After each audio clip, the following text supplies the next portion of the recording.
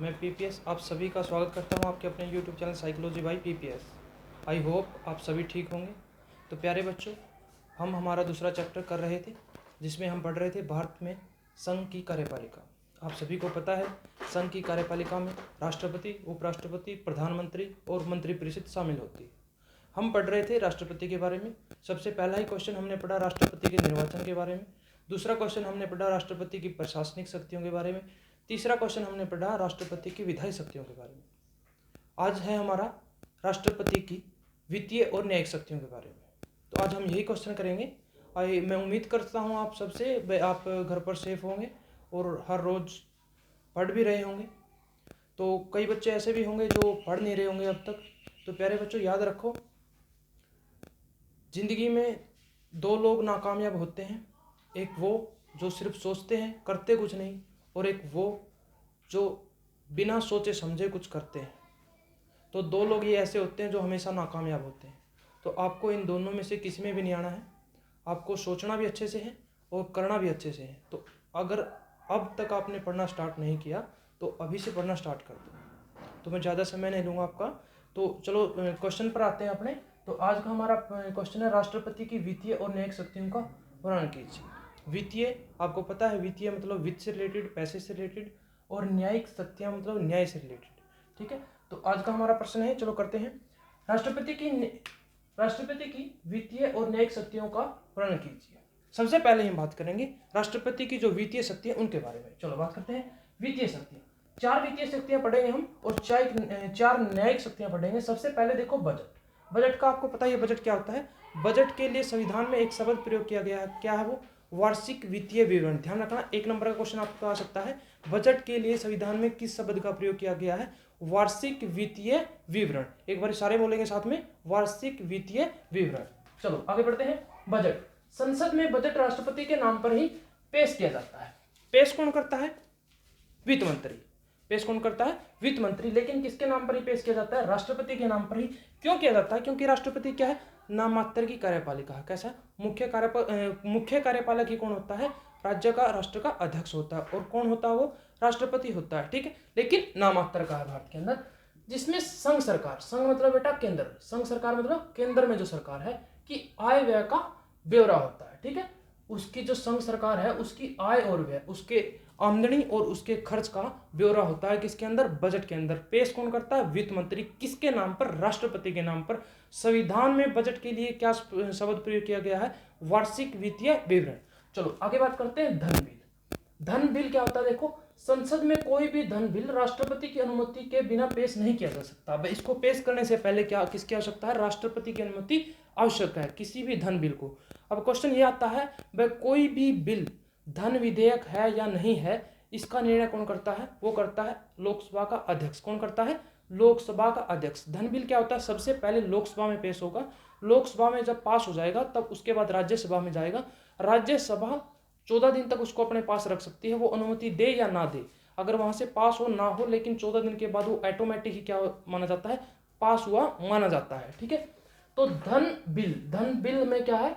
राष्ट्रपति की अनुमति के बिना पेश नहीं किया जा सकता। उसके बाद आता है आकस्मिक निधि। निधि का मतलब होता है फंड। क्या होता है? फंड। 2 तरह के फंड है भारत में, एक संचित निधि, एक आकस्मिक निधि। मतलब 2 प्रकार की निधि होगी, एक संचित निधि और एक आकस्मिक निधि। निधि मतलब फंड, निधि क्या होता है? फंड क्या होता है? मतलब जैसे संचित निधि है, संचित निधि क्या होगी?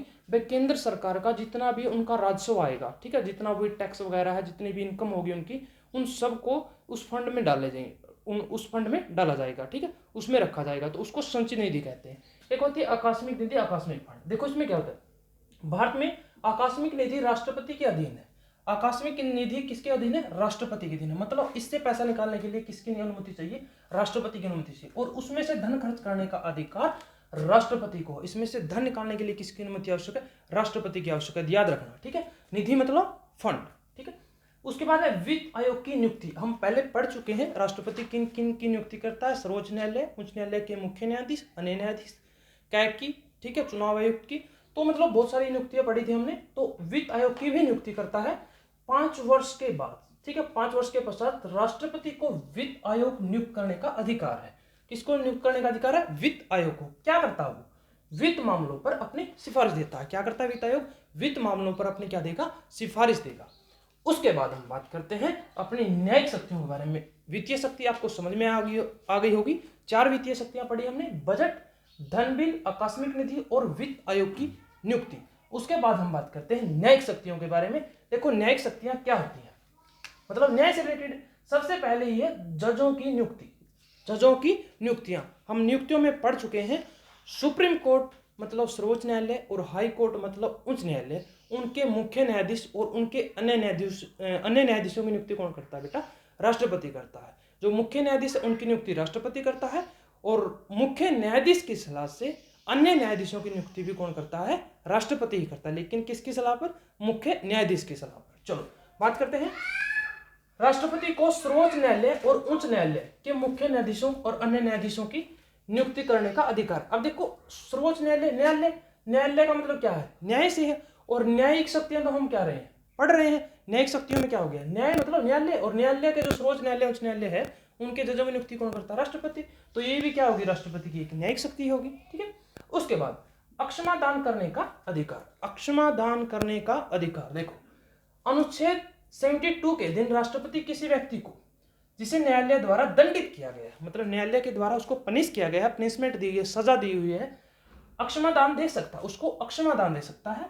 इसके दंड के स्वरूप को बदल सकता है, उसके स्वरूप को भी बदल सकता है। ठीक है, उसके बाद दंड को कुछ समय के लिए लागू होने से रोक सकता है। देखो बेटा इसमें क्या क्या होता है, इसमें आप 4 शब्द याद रखेंगे अक्षमादान में। सबसे पहले याद रखेंगे, एक होता है अक्षमा, ठीक है, एक होता है लघुकरण। क्या होता है, लघुकरण। ठीक है, एक होता है विराम। क्या होता है बेटा, विराम। ठीक है, 3 शब्द याद रखेंगे एक बार। अक्षमा क्या होता है, भाई किसी को फांसी सजा दे दी, किसी को फांसी की सजा दे दी न्यायालय ने, तो उस व्यक्ति को राष्ट्रपति जो फांसी दी गई है उस फांसी को क्या कर सकता है, अक्षमा कर सकता है। ठीक है, उसको माफ कर सकता है, बिल्कुल। ठीक है, लघुकरण क्या हो गया, भाई किसी को फांसी दे दी, किसी को क्या दे दी, फांसी दे दी, राष्ट्रपति क्या कर सकता है, उस फांसी की सजा को किसमें, उम्र कैद में। ठीक है, उम्र कैद में कन्वर्ट कर सकता है, उम्र कैद में कन्वर्ट कर सकता है, मतलब अक्षमा कर दिया, बिल्कुल माफ कर दिया। ठीक है, लघुकरण मतलब उसको छोटा कर दिया। ठीक है, सजा तो उसकी बनी रहेगी, लेकिन फांसी की बजाय उसको किसकी सजा दे दी, उम्र कैद की सजा दे दी। विराम क्या होता है, विराम क्या होता है, वैसे जैसे आपने फिल्म तो देखते ही होगे, आप हिंदी मूवी देखते होगे, जैसे पहले कोई डाकू है या कोई आतंकवादी है, उसको जेल में डाल देते हैं। ठीक है, जैसे ही जेल में डालते हैं तो वहाँ पर क्या हो, सुधर जाता है। ठीक है, जैसे हीरो को अंदर डालते हैं ना जेल में, और वहाँ पर क्या हो, सुधर जाता है, अच्छे अच्छे काम करता है, बढ़िया बढ़िया काम करता है, तो उससे क्या हो जाते हैं, इम्प्रेस हो जाते हैं। और इम्प्रेस होने के बाद क्या है, उसकी सजा को क्या कर देते हैं, कम कर देते हैं, उसकी सजा को क्या कर देते हैं, कम कर देते हैं। तो वो क्या होता है, विरह करता है, मतलब उसको कम है ना, जैसे उसको 10 साल की सजा देती है, फिल्म में दिखाते ना, भाई किसी को 10 साल की कैद दे दी, उसका व्यवहार है जो वो काफ़ी अच्छा है। ठीक है, जेल में, तो उसके बाद क्या है, मान लो उसकी सज़ा को 2 साल बाकी है। ठीक है, उसकी सज़ा पूरी होने में 2 साल बाकी हैं, लेकिन उसका जो व्यवहार है, उसका जो व्यवहार है वो काफ़ी अच्छा है। ठीक है, अक्सर फिल्मों में देखते हैं, तो उसके व्यवहार को देखते हुए उसकी वो 2 साल की सज़ा है उसको बिल्कुल माफ़ी कर देते हैं। ठीक है, मतलब होना तो वो 10 साल के बाद फ्री, लेकिन उसको 8 साल में ही क्या कर देते हैं, फ्री कर देते हैं। ये होता है विराम। ये क्या होता है, विराम। चलो आई होप आपको समझ में आ गया होगा। तीसरी पढ़ते हम सर्वोच्च न्यायालय के से सलाह लेने का। सर्वोच्च न्यायालय से सलाह लेना, देखो सर्वोच्च न्यायालय से सलाह लेने का अधिकार आर्टिकल 143, याद ही होगा ये आर्टिकल तो आपको बड़े अच्छे से याद रहेगा, आर्टिकल 143। ठीक है, राष्ट्रपति को यह अधिकार है कि वह किसी मामले पर सर्वोच्च न्यायालय की सलाह ले सकता है। भाई कोई ऐसा मामला है जिसमें सार्वजनिक हित छिपा हुआ है, तो उस पर राष्ट्रपति क्या कर सकता है, जो सर्वोच्च न्यायालय है, सुप्रीम कोर्ट है, ऐसे लिख सकते हैं हम, कि सलाह से सलाह ले सकता है, और सर्वोच्च न्यायालय को अपना परामर्श देना पड़ता है। उस पर क्या करेगा, सर्वोच्च न्यायालय है जो उसको परामर्श देगा। ठीक है, लेकिन इसमें एक बात याद रखनी है, परंतु राष्ट्रपति इसको मानने के लिए बाध्य नहीं है। जो सर्वोच्च न्यायालय जो परामर्श देगा उसको मानने के लिए क्या है, बाध्य बिल्कुल भी नहीं है। किस आर्टिकल के अनुसार राष्ट्रपति सर्वोच्च न्यायालय से सलाह ले सकता है, कौन से, आर्टिकल 143। आपको पता होगा 1, 2, 3 क्या होती है। 1, 2, 3 में, आर्टिकल 1, 2, 3 में क्या है, राष्ट्रपति क्या करता है, अध्यादेश जारी करता है। आपको पता होगा अध्यादेश, चलो मैं एक बार रिपीट कर देता हूँ। अध्यादेश क्या होता है बेटा, अध्यादेश भी एक कानून की तरह काम करता है। जब संसद में अधिवेशन नहीं चल रहा हो, ठीक है, देखो कानून बनाने का काम किसका है, विधायिका का, संसद का है। कानून बनाने का अधिकार किसका है, संसद का है, लेकिन कानून की जरूरत है बनाने की और संसद में अधिवेशन कोई चल नहीं रहा, तो उस समय उस स्थिति में राष्ट्रपति क्या करता है, आर्टिकल 1 to 3 के अनुसार अपनी पावर का यूज करता है और क्या जारी करता है, अध्यादेश जारी करता है। वो अध्यादेश भी क्या करा है, कानून की तरह ही काम करता है। लेकिन इससे बाद क्या है, कितने दिन तक चलता है, 7.5 महीने। 7.5 महीने कैसे चलता है, क्योंकि दो अधिवेशनों के बीच में, दो सत्रों के बीच में कितने से ज़्यादा कितना अंतर होना चाहिए, 6 महीने का। तो 6 महीने तो वो हो गए, ठीक है। और अधिवेशन शुरू होने से, संसद में सत्र शुरू होने से 6 सप्ताह मतलब 1.5 महीना तक क्या है, उसकी अनुमति लेनी आवश्यक है। अनुमति मिल गई तो क्या हो गया, वो कानून बन जाएगा, अदरवाइज वो रद्द हो जाएगा। तो 1.5 महीना तो ये, और 6 महीने उनके बीच में अंतर था, तो टोटल कितने हो गए, 7.5 महीने हो गए। तो ये था अध्यादेश 1 to 3। 143 में सर्वोच्च न्यायालय से सलाह लेना, ठीक है। उसके बाद लास्ट है विशेषाधिकार। राष्ट्रपति को कुछ विशेष अधिकार प्राप्त है। क्या है, देखो, राष्ट्रपति को कुछ न्यायिक विशेषाधिकार भी प्राप्त है, ठीक है। जैसे राष्ट्रपति अपने अधिकार और शक्तियों के प्रयोग के संबंध में किसी भी न्यायालय के सामने उत्तरदायी नहीं है। सबसे पहले तो क्या है, किसी के मतलब न्यायालय के प्रति ये बिल्कुल भी क्या नहीं, उत्तरदायी नहीं है, ठीक है। किसी भी संबंध में कोई न्यायालय उसके विरुद्ध, कोई भी न्यायालय उसके विरुद्ध कार्यकाल के दौरान, जिस टाइम वो राष्ट्रपति के पद पर है, में कोई फौजदारी कार्रवाई नहीं कर सकता, उसे बंदी नहीं बना सकता, और राष्ट्रपति के विरुद्ध दीवानी मुकदमा चलाने के लिए भी उसे कम से कम 2 माह, अगर दीवानी मुकदमा चलाना है उस पर, तो उसके लिए कम से कम क्या है, 2 माह की पूर्व सूचना दी जानी चाहिए। फिर राष्ट्रपति को क्या करना चाहिए, राष्ट्रपति के पास 2 महीने से पूर्व उस पर मतलब उसके बारे में क्या जानकारी, सूचना दी जानी चाहिए, ठीक है। उसको बंदी नहीं बनाया जा सकता, फौजदारी मुकदमा नहीं किया जा सकता, लेकिन दीवानी मुकदमा के लिए 2 माह पूर्व उसको सूचना देनी होगी। ये उसके क्या है, विशेष अधिकार है। किसी भी न्यायालय के प्रति वो क्या नहीं है, उत्तरदायी नहीं है, ठीक है, अपने फैसले के प्रति, ठीक है। तो ये थी हमारी न्यायिक शक्तियां।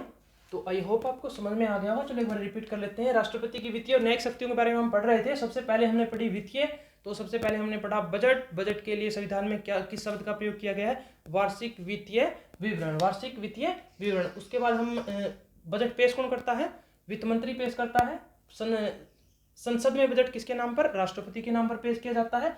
उसके बाद हमने धन बिल, कोई भी विधेयक धन विधेयक है या नहीं है, इसका निर्णय कौन करेगा, लोकसभा का अध्यक्ष करेगा, ठीक है। धन विधेयक केवल लोकसभा में पेश किया जा सकता है। उसके बाद राज्यसभा में जाता है, राज्यसभा अगर अनुमति दे तो ठीक है, अदरवाइज 14 दिन के बाद वो अपने आप पास हुआ माना जाता है, ठीक है। उसके बाद निधि के बारे में पढ़ा हमने, फंड के बारे में पढ़ा। 2 प्रकार के फंड होते हैं, संचित और आकस्मिक फंड, ठीक है। आकस्मिक फंड पर किसका अधिकार होता है, राष्ट्रपति का। उससे पैसे निकालने के लिए किसकी अनुमति आवश्यक है, राष्ट्रपति की। राष्ट्रपति उससे पैसे निकलवा सकता है, ठीक है। संचित निधि के बारे में चलो मैं लिख देता हूं, यहाँ लिख लेना। जैसे एक होती है संचित निधि, ठीक है, संचित निधि। इसके बारे में आर्टिकल 265 265, और जो आकस्मिक निधि है उसके बारे में आर्टिकल, इंपॉर्टेंट है बेटा, कई बार ऑप्शन टाइम में पूछ लेता है, 266 266 में लिखा गया, ठीक है। संचित निधि के बारे में किसमें 265 और आकस्मिक निधि के बारे में 266। उसके बाद बात करते हैं वित्त आयोग की नियुक्ति, 5 वर्ष के बाद करता है। जजों की नियुक्ति करता है, ठीक है। और उसके बाद अक्षमादान करने का ध्यान रखता है। अक्षमादान किस प्रकार, मैंने बताया 3 प्रकार से, जैसे कैसे कर सकता है, ठीक है। अच्छा, उसके बाद सर्वोच्च न्यायालय से सलाह लेना, किस अनुच्छेद में, 143, ठीक है, 143। उसके बाद विशेषाधिकार है, कुछ विशेष अधिकार है। तो ये आपका क्वेश्चन था, राष्ट्रपति की वित्तीय और विधायी शक्तियां। आई होप आप सबको अच्छे से समझ में आ गया होगा। तो प्यारे बच्चों, सबसे पहले इसको क्या है, अपनी नोटबुक में राइट कर लेना, लिख लेना, ताकि फ्यूचर में आपको ये काफ़ी काम आ सके। तो प्यारे बच्चों, लॉकडाउन चला हुआ है, तो स्टे होम, स्टे सेफ, बिल्कुल भी टाइम वेस्ट नहीं करना है। घर पर रहकर समय का अच्छे से यूज करें, अच्छे से पढ़ाई करें। थोड़ा थोड़ा करके ही क्या है, बूंद बूंद करके ही घड़ा भरता है। तो जैसे धीरे धीरे हम करेंगे तो अच्छे से हमारी बुक हो जाएगी। लेकिन एक बात और, कई बच्चे सोच रहे हैं भाई मैं हर रोज़ वीडियो या हर रोज़ क्लास क्यों नहीं ले रहा। तो उसके पीछे बेटा एक रीज़न है। एक तो देखो बहुत सारा समय हमारे पास, और एक क्या है, जैसे मैं 1 दिन या 2 दिन के बाद क्लास अपलोड करता हूँ। उसका कारण क्या है, क्योंकि मैं एक पर्सन नहीं करा रहा यहाँ पर, मैं लिखने में एक क्वेश्चन लिख रहा है, लेकिन इसके साथ मैं 2 दिन आपको इसलिए दे रहा हूँ। एक दिन आप इसको राइट करके अच्छे से लिख लो, और इससे रिलेटेड जो भी लघु उत्तरीय हैं, ठीक है, या ऑप्शन टाइप क्वेश्चन है, ठीक है, वो आप अच्छे से रीड कर लो, अच्छे से लर्न कर लो। तो इसलिए मैं आपको टाइम दे रहा हूँ। तो इसका मतलब ये नहीं मैं एक ही पर्सन करवा रहा हूँ, एक पर्सन के साथ मैं बहुत सारे पर्सन करवा रहा हूँ। तो आपका काम क्या है, इस पर्सन को समझो, पहले अच्छे से कंसेप्ट क्लियर करो, एक एक शब्द आपको समझ में आना चाहिए, इसका मतलब क्या है।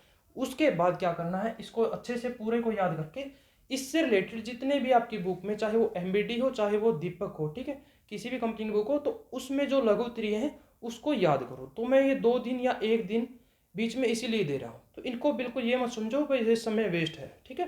तो इनको अच्छे से पढ़ना है, ये हमारी पूरी प्लानिंग है। 45 से 50 वीडियो में आपका कंप्लीट सिलेबस हो जाएगा, ठीक है। तो थैंक यू। अगर क्लास पसंद आई हो तो बच्चों लाइक ज़रूर करना, कमेंट करो कैसी लगी आपको क्लास। और हमारे चैनल को साइकोलॉजी बाय बीपीएस को सब्सक्राइब जरूर करो। अपने सर्कल, अपने फ्रेंड्स के साथ, अपने आसपास के साथ शेयर जरूर करना वीडियो को, ताकि उनको भी फ़ायदा मिल सके। Okay, thank you, have a nice day, take care.